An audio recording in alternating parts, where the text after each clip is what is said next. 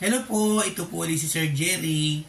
For today, ang i-review naman natin is itong NutriBoost Chocolate Milk Drink plus Nutrients. Ito daw po ay mayroong calcium, meron din siyang vitamin B3 and E, tapos with zinc, 200 ml po siya.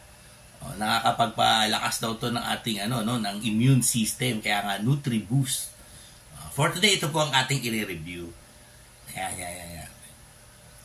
Okay, so para malaman po natin, kuha muna tayo ng basis, checkin po muna natin yung ating sugar.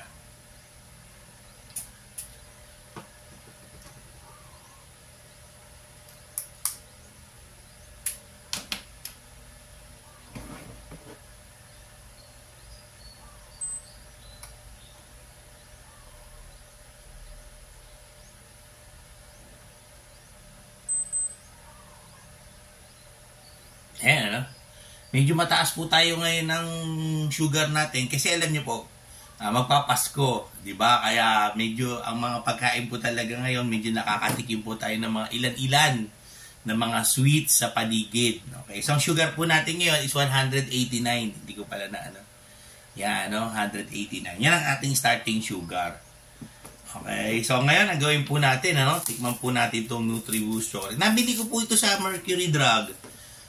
At doon po tayo naghahanap ngayon na mga pwede nating i-review. Okay. Hindi pa yata siya pwede nawala yung tusok, yung matulis. Tusukin na lang natin sandali Yan. Ngayon pumasok talaga.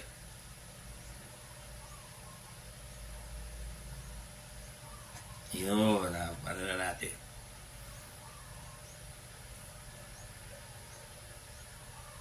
So ano po siya, chocolate drink siya.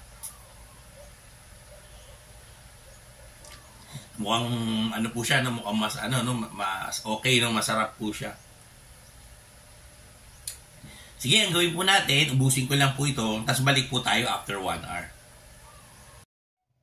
Okay, so habang naghihintay po tayo, baka gusto nyo pong may mabubuting puso po dyan na mag-donate po sa atin, ating glucose strips, tsaka lancet na magagamit po natin sa ating review. O kaya baka meron po kayong i-request na review.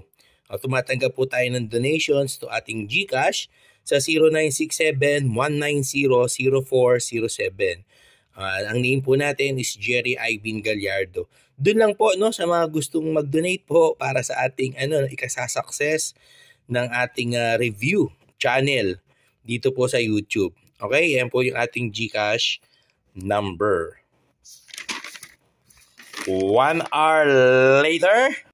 Okay, so lumipas na po yung 1 hour after natin uminom kanina ng NutriBoost na chocolate drink.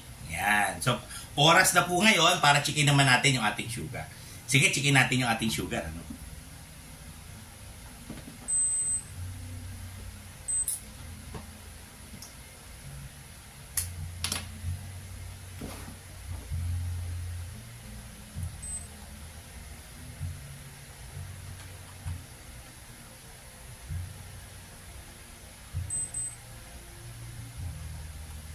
Ayun So kanina po ay 189 yung ating sugar.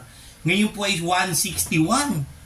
Diba? So bumaba po ng 28 yung ating sugar level after natin uminom ng NutriBoost na yon. So ibig sabihin, since bumaba po siya ng 28, maganda pala para sa ating mga diabetic, yung NutriBoost na yon.